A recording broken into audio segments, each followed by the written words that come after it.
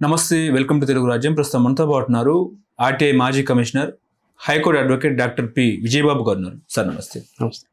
ఈ నెల 9న వైసీపీ అధినేత మాజీ సీఎం జగన్మోహన్ రెడ్డి గారు నర్సీపట్నం వెళ్ళే అవకాశం ఉంది, అంటే మెడికల్ కాలేజీల విషయంలో. ఇప్పుడు స్పీకర్ అయ్యన్న పాత్రుడు గారు ఏం చెప్తున్నారంటే అసలు ఎటువంటి జీవో కూడా జారీ చేయలేదు, అనవసరంగా మీరు మాట్లాడుతున్నారు అన్నట్టు కూడా ఆయన మాట్లాడుతున్నారు. ఇప్పుడు నర్సీపట్నంలో మెడికల్ కాలేజీలో ఎటువంటి మెడికల్ కాలేజీలో కేంద్రం అనుమతి ఇవ్వలేదు అన్నట్టు కూడా స్పీకర్ మాట్లాడుతూ ఉంటే, లేదు 500 కోట్లతో మేము నిర్మించాము, ఆ జీవో కూడా మేము చూపిస్తామని జగన్మోహన్ రెడ్డి చెప్తున్నారు. సవాల్కు ప్రస్తుత సవాల్ ఇరువురు విసురుకుంటున్న తరుణంలో ఏంటి సార్, ఏం మాట్లాడతారు? డెఫినెట్గా మెడికల్ కాలేజీలని ప్రైవేట్ పరం చేయాలనేటువంటి ఒక దుష్ట ఆలోచనకు శ్రీకారం చుట్టింది ఈ కూటమి ప్రభుత్వం. దాని మీద చర్చలు వచ్చాయి. అంతగా ఇంకా గమ్మత్తు ఏంటంటే వీటన్నిటినీ కూడా దశల వారీగా పీపీపీఎల్కి ఇచ్చేసేయాలని చెప్పని నోటిఫికేషన్ కూడా ఇచ్చారు. నోటిఫికేషన్ కూడా ఇచ్చి వితిన్ అవర్స్లో మళ్ళీ దాన్ని తీసేశారు. నేను కూడా చదివాను, అది నాకు కూడా ఎవరు ఫార్వర్డ్ చేశారు.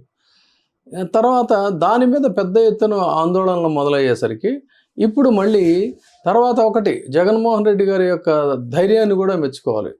ఆయన ఒకటే మాట చెప్పాడు, ఇది చాలా వ్యాలిడ్ పాయింట్. ఒకవేళ ఇది ప్రజల కోసం ఏర్పాటు చేసినటువంటి మెడికల్ కాలేజ్, ఇది ఒక చరిత్రాత్మకమైనటువంటి అంశం. అది అక్కడ టీడీపీ వాళ్ళు చేశారా, వైసీపీ వాళ్ళు చేశారని కాదు. ఒక మంచి పని ఏ ప్రభుత్వం చేసినా తర్వాత వచ్చే ప్రభుత్వం ఆ లెగసీని కొనసాగించాలి. మీకు ఉదాహరణకి చంద్రబాబు నాయుడు గారు ఆయన హైదరాబాద్లో ఐటీ పరిశ్రమలు అన్నీ కూడా డెవలప్ అవ్వాలి. మాట్లాడదు ఐటీ నేనే తెచ్చాను అని చెప్పుకుంటాడు కదా. That is not right.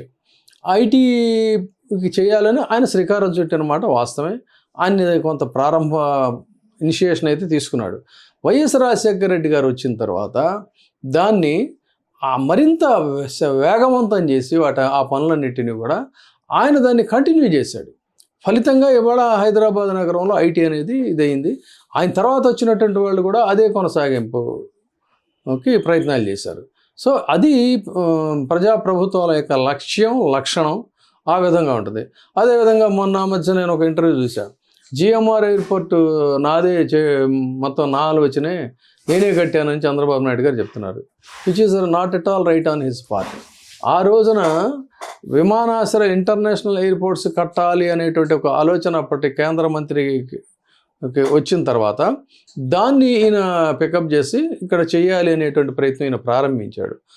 ఈయన ప్రయత్నాలు ప్రారంభిస్తే దాన్ని పనిగట్టుకొని ఎప్పటికప్పుడు మానిటర్ చేస్తా ప్రత్యేకమైనటువంటి శ్రద్ధ కనబరిచి అటు ఎయిర్పోర్ట్తో పాటు ఈ ఫ్లైఓవర్ వీటన్నిటి మీద కూడా శరవేగంగా ఆ పనులు కంప్లీట్ అవడం కోసం చర్యలు తీసుకున్నటువంటి సీఎం ఎవరంటే రాజశేఖర రెడ్డి గారు. ఈ వాస్తవాలన్నిటిని కూడా కప్పిపుచ్చి సరే ఇప్పుడు ఏదో ప్రచారం చేసుకుంటున్నారు, అది వేరే సంగతి. ఆ విధంగానే ఈ మెడికల్ కాలేజీలు అనేటువంటి ఒక ప్రయత్నానికి ఒక అద్భుతమైనటువంటి ప్రయత్నం ఇది జగన్మోహన్ రెడ్డి గారు చేసింది.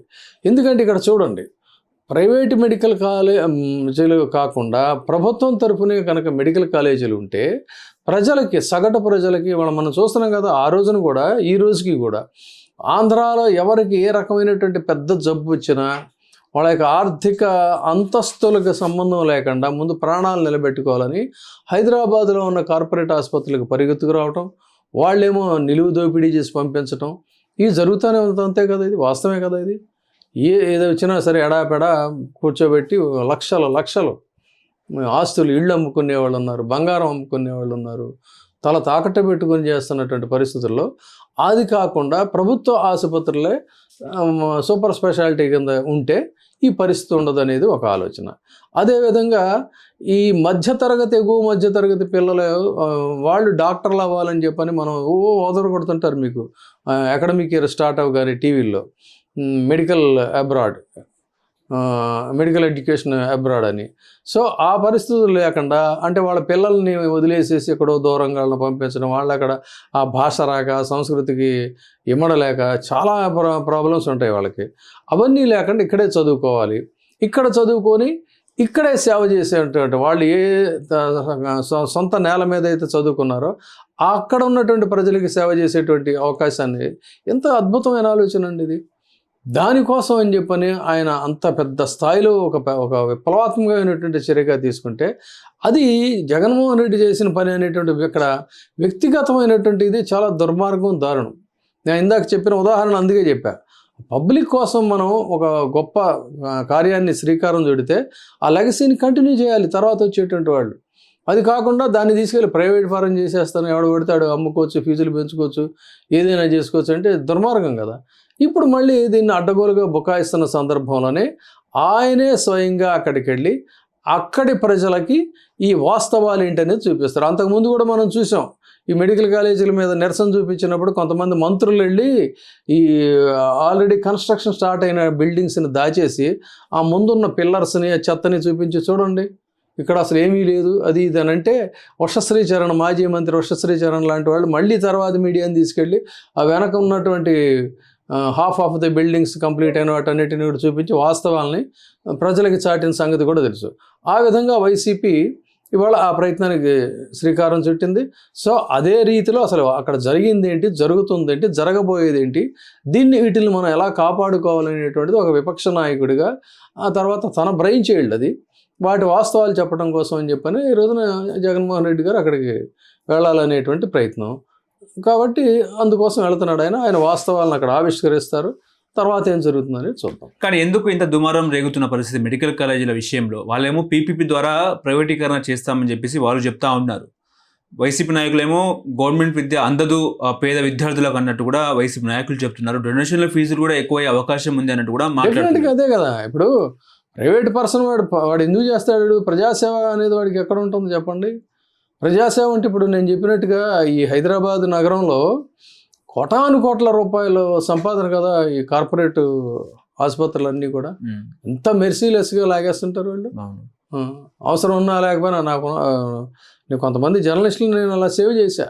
ఓకే, అడ్మిట్ అయితే వాడికి గ్రీన్ గౌన్ వేసేసి ఇంకా రెడీ కొన్ని అవర్స్లో, ఇట్ ఈస్ ఎ ఫ్యాక్ట్, కొన్ని గంటల్లో ఇంకా వాడికి ఆపరేషన్ చేయడానికి సిద్ధం అయిపోతే బేలగా ఉంటే నేనేదో పరామర్శకి వెళ్ళా. ఏంటంటే ఏదో కడుపులో గ్యాస్ ట్రబుల్గా ఉండి వచ్చాను, హార్ట్ సర్జరీ అన్నారు, మా అమ్మ నాన్న నల్గొండ జిల్లా నుంచి వచ్చారు, ఇప్పుడే డబ్బు తీసుకురమ్మన్నారు, వెళ్తున్నారు అంటే చూసాను నేను. నోనో సెకండ్ ఒపీనియన్కి వెళదాం, డబ్బులు దొరకలేదని చెప్పేసి పంపించేస్తారు అంటే, డబ్బులు దొరకలేదంటే డిశ్చార్జ్ చేశారు. తర్వాత నాకు తెలిసిన డాక్టర్ దగ్గరికి తీసుకెళ్ళిన తర్వాత చూస్తే నథింగ్ టు వరీ, ఏం లేదు అని నేను ఒక ట్రస్ట్ హాస్పిటల్కి తీసుకెళ్ళా. నా మీద ఉన్న ట్రస్ట్ కూడా వాళ్ళకి వేరు. ఇప్పుడు ఆ జర్నలిస్ట్ ఈ రోజుకి కూడా బైక్ వేసుకొని మన ఫిలిం నగర్లో అదేది ఆ కొండల గుట్టలు ఇప్పుడు అన్ని స్టూడియోలు అన్నట్టుగా ఉంటాయి, రామంతాపురం, నానకరామ్ కూడా అది, అక్కడ తిరుగుతా కవరేజీల కాటికి వెళ్తున్నాడు. ఇది నేను చెప్పిన సంఘటన జరిగి 20 సంవత్సరాలు అవుతుంది.